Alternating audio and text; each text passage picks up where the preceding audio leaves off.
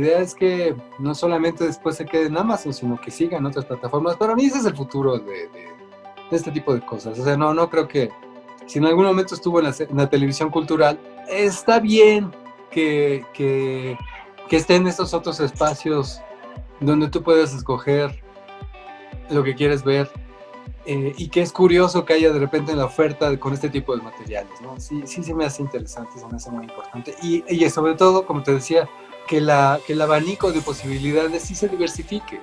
Es decir, a mí me da también mucho gusto ver cómo de repente en la plataforma encuentras un tesorito.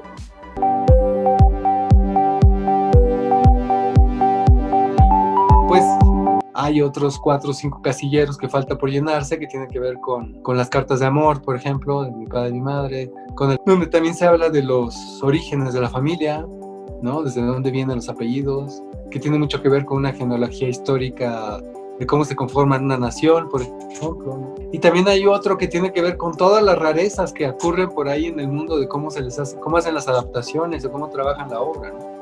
A alguien se le ocurre hablar de las piedras en Rulfo, a alguien se le ocurre hablar de bueno, específicamente del sonido, qué sé yo, hay una obra de teatro, una forma hecha de una manera determinada, o hay un musical, o hay un performance, vete a saber cómo. Todo eso es interesante, entonces captar un poquito de todo eso y ponerlo ahí.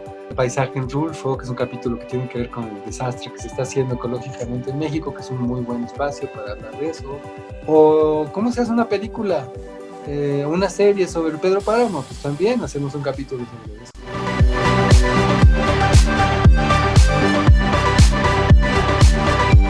Por ejemplo, el capítulo 1 es sobre cómo se fue construyendo el Llano en Llamas, pero no es la adaptación del Llano en Llamas, es cómo fue que se fue gestando, de dónde salieron las ideas y hasta el momento de su publicación. Lo mismo con Pedro Páramo, que es el capítulo 2. El capítulo 2 tiene que ver con el oficio del escritor, toda esta angustia que tienes o qué es lo que el escritor hace para poder construir sus personajes. Bueno, aquí es una metáfora entre una discusión entre él, Eduardo Galeano, Jean-Claude Carrier, varios personajes que hablan sobre lo que es el quehacer literario, pero en general, ¿no? El capítulo 3 es sobre el quehacer fotográfico, solamente fotográfico. Eso es lo que hace cada capítulo, es puntualizar solamente en un aspecto. Cuando fue el Llano en Llamas es por qué se pusieron esos nombres, por qué esos cuentos, de dónde salieron o aparentemente de dónde salen este tipo de historias, ¿no? Y tiene que ver con un asunto eminentemente biográfico, a pesar de que el padre diga que no. Pedro Páramo es un asunto más de aventarse al abismo, de cuernos al abismo y tratar de buscar, trabajar la creatividad y la creación a todo lo que da, ¿no? Tratando de aprovechar el pasado en el sentido del ejercicio que le ofrecieron los cuentos. Pero paralelamente ya había empezado a hacer fotografía, cosa que también fue un ejercicio. Y paralelamente también era un explorador y un alpinista y todo ese tipo de cosas, aunque eran paralelos, pues sí hubo que separarlos en los capítulos para poder hablar específicamente del asunto de la exploración y de las caminatas en los volcanes, para no solamente hablar de la fotografía, sino de una pasión que él tenía, que era precisamente pues, el viajero, un personaje viajero que además tomaba fotografías, pero además le gustaría o hizo mapas, y en esos mapas pues él ponía sus fotos, escribía los textos de cómo había sido el recorrido, para las primeras guías que había en México de carreteras, para el primer esbozo de lo que era el turismo en México, ¿no? Y luego el capítulo 4 tiene que ver sobre el cine, las adaptaciones, los actores, los directores, las penas que pasaron para poder hacer sus adaptaciones. Entonces, ya se te olvida la foto, aunque ves muchas de estas cosas con sus fotografías y también lo escuchas a él porque está narrado por él en muchos sentidos. Entonces, confluyen muchas maneras de narrar el cuento, pero con sus propios materiales. O sea, pero lo más importante es que Juan, a través de varias entrevistas que también fueron parte del trabajo de estos años que te contaba al principio, de pues ponerme a investigar a ver dónde estaban todas las entrevistas que le habían hecho, todas las grabaciones de radio que había hecho. Y eso pues me llevó tiempo y finalmente se fueron acumulando, se fueron colocando. Al momento de que de repente pues digo, vamos a hacer esta serie, todos esos materiales nacen, aparecen. Rodolfo Stavenhagen, que además fue una de sus últimas entrevistas, nos lo cuenta como eso, como un joven antropólogo que iba feliz a trabajar para tratar de dar lo mejor posible y de repente se cuestionó, ¿qué estamos haciendo? ¿No? Mi padre iba tomando fotografías y haciendo cine de todas las danzas que se daban, junto con Walter Reuter, otro alemán, un fotógrafo, iban juntos, y ahí están sus fotos, están sus testimonios, están sus entrevistas, que alguna vez lo entrevisté.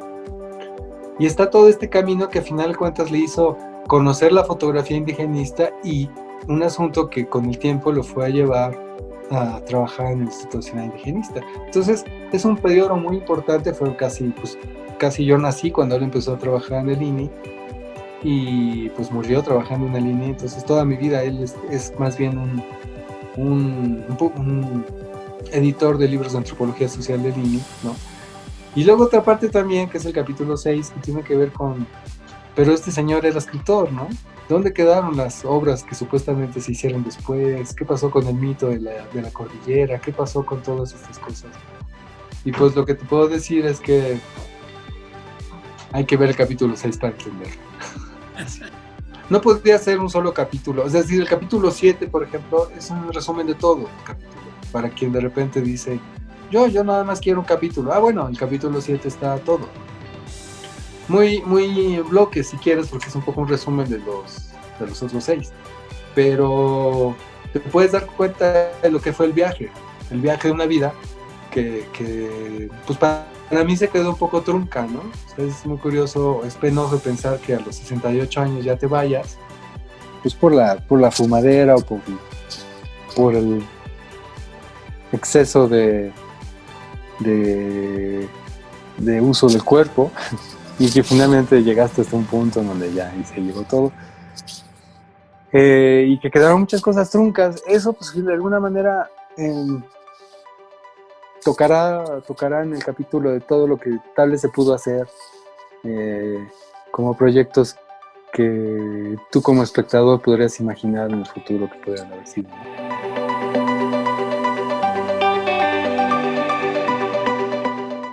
De hecho, una última película que acabo de hacer, que voy a estrenar el año que entra, también en plataformas, voy a hacer mi propia plataforma, ya te avisaré, en donde pues la pienso estrenar con esa película, aunque la vamos a pasar primero en Film Latino, se llama Érase una vez, y es una manera de jugar con la poesía campesina, con los voladores de Papantla, con los diablos de la Costa Chica, con mi hija, toda esa base de cuentos e historias que tienen que ver sobre el futuro de las nuevas generaciones, ¿no? En México, pero utilizando todos estos elementos y todos estos personajes que, pues, sin embargo, están en México, ¿no? Es un país muy polifacético y muy rico, y eso parece que es un problema también, porque de repente no sabes qué hacer con eso, ¿no? Eso es complejo, pero me encanta. Hoy precisamente veníamos pensando, bueno, si nos fuéramos del país, como alguna vez ya lo hicimos, ¿qué haríamos? Pues tal vez nos vamos un ratito, pero seguramente regresamos, ¿no? Que aquí está no nada más la papa, sino están los temas, están las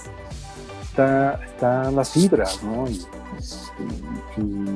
no sé, ahorita queremos hacer una película, en fin, hay muchas cosas que estamos haciendo que tienen que ver con eso, ¿no? Con tratar de presentar este país de otra manera. Por ejemplo, la película que estoy tratando de preparar ahora es sobre la Ciudad de México, la Cuenca de México, ¿no? Es un espacio que no conocemos. Para mí, que creo que no lo conocemos bien. No sabemos el piso en el que estamos parados, no sabemos que en este lugar hay mamuts, ¿no? O sea, ¿qué está pasando en Santa Lucía? ¿Qué pasó con los lagos? La gente se enoja de por qué no se hizo el aeropuerto donde se iba a hacer, tiembla y todo el mundo se asusta. Pues sí, es un espacio muy particular. Pero no solamente por la parte física, sino por un desconocimiento absoluto del lugar al que pisamos, y a 500 años de la caída de México ante los españoles, que es lo que va a ocurrir el año que entra, ¿no? Pero todo este tipo de cosas me entusiasman porque no lo hemos visto, a pesar de que están en frente de nuestras narices, o porque aparentemente es algo muy cotidiano. Pero bueno, estamos en una película sobre la pandemia, curiosamente, se llama Cartas a Distancia, la puedes googlear, por ahí anda, y sacamos un poquito de ella antes.